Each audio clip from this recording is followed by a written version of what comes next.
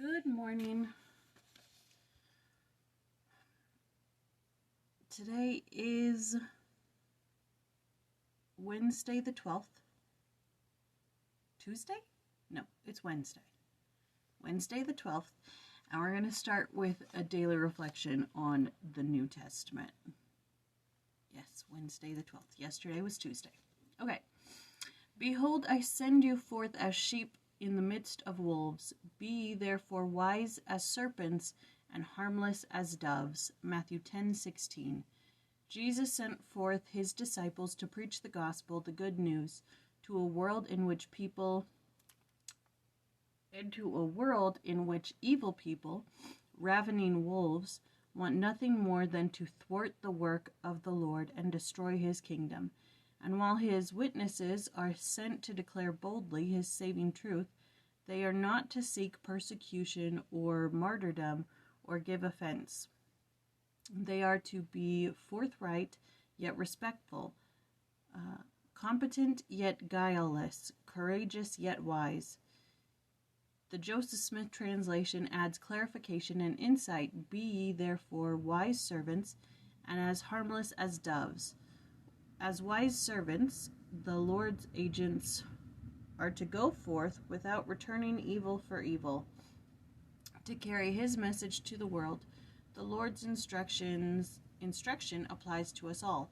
How much more effective are those who are steadfast and strong, yet gentle and without guile? Their influence will reverberate throughout their communities and countries.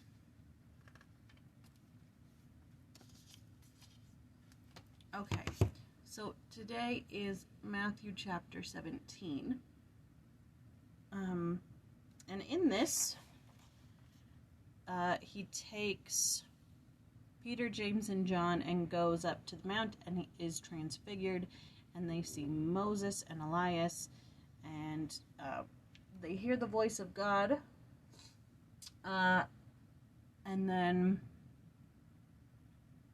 they come down, and a man has a lunatic son who is vexed and oft times falleth into the fire and oft into the water.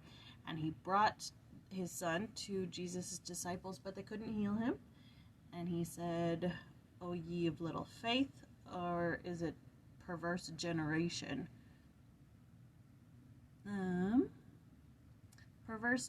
Faithless and perverse generation.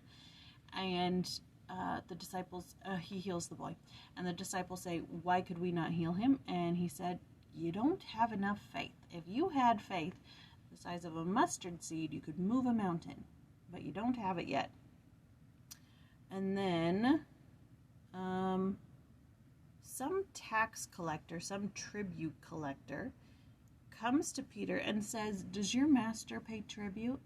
And Peter says, of course he pays tribute. You know, he doesn't want to wrinkle or ruffle any feathers. And then Jesus says, they're going into a house, and Jesus stops Peter and he says, Peter, who pays tribute? Of who? Strangers or what does he say? Prevented him, saying, what thinkest thou, Simon? Of whom do the kings of the earth take custom or tribute? Of their own children or of strangers? And Peter saith unto him, of strangers. And then Jesus says, then are the children free. And then he says, go out, catch a fish, the first one you find, open its mouth, and there's money. Go pay that as tribute. I think the point here that Jesus is trying to make is that, you know, render unto Caesar what is Caesar's. You know, that's the feel I get from it. We do have Jeffrey for chapter 17. Oh, it's a short one too. And that's okay, because I gotta get ready for work. With Jesus leading the way, Peter, James, and John ascended an high mountain apart, and there witnessed the transfiguration of the Son of God. His face shone as brightly as the sun at noonday, and his raiment was as radiant as light itself. Then heavenly messengers appeared, bestowing upon this first presidency every needful key for their ministry. In benediction to the event, a bright cloud overshadowed them, and they heard the voice of deity declared, "This is my beloved Son, in whom I am well pleased. Hear ye him." That moment past, the vision ceased. Peter still had many lessons to learn in the days ahead, of political loyalty, of personal forgiveness, of material sacrifice and fruitful service. With his brethren, he was yet to receive the sacrament of the Lord's Supper, to hear Jesus pray for their unity, and to discover which of their number was a devil. But whatever lay before him, the transfer of authority was now complete. Endowed with power from on high, and armed with the certainty of his conviction, he descended with Jesus into the valley of the shadow of death.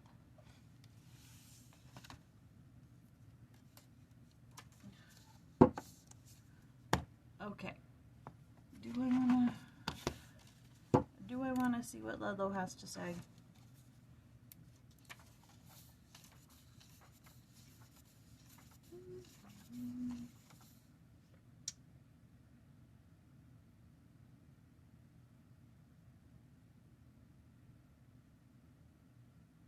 Okay, let's talk about the taxes just a little bit, the tribute. In verse 27, notwithstanding has also been translated however and but.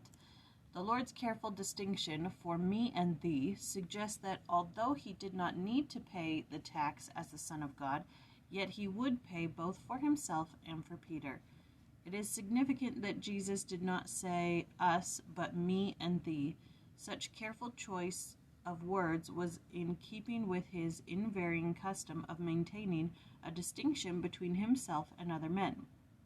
He was the Son of God. Literally, other men had mortal fathers. Thus, for instance, he was careful to say, I ascended unto my Father and your Father, and to my God and your God, not unto our Father and our God.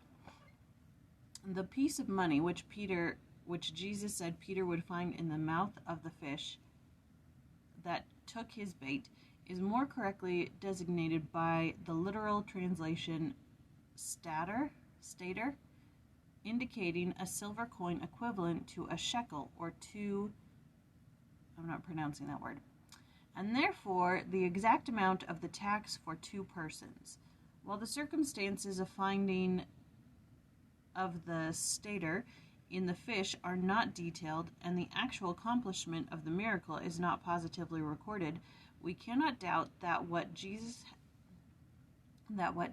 had promised was realized, as otherwise there would appear no reason for introducing the incident into the gospel narrative.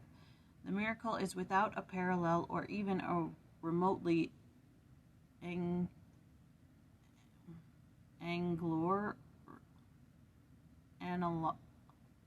not pronouncing that word this morning, sorry. Instance. We need not assume that the stater was other than any ordinary coin that had fallen into the water, nor that it had been taken by the fish in any unusual way.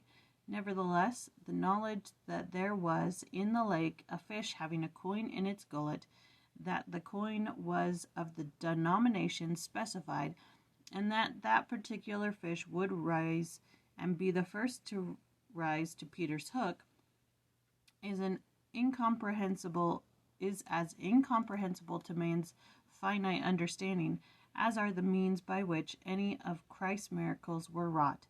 The Lord Jesus held and holds dominion over the earth, the sea, and all that in them is, for by his word and power were they made.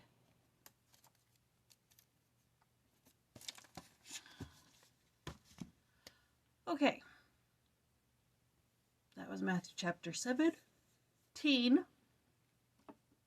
My eyes won't focus. That was Matthew chapter 17, and tomorrow we do Mark chapter 7. But now I will leave you with a prayer from a diary of prayer. It is the 12th. This is from Confessions of St. Augustine. But let my soul praise thee, that it may love thee, and let it tell thee thy mercies, that it may praise thee.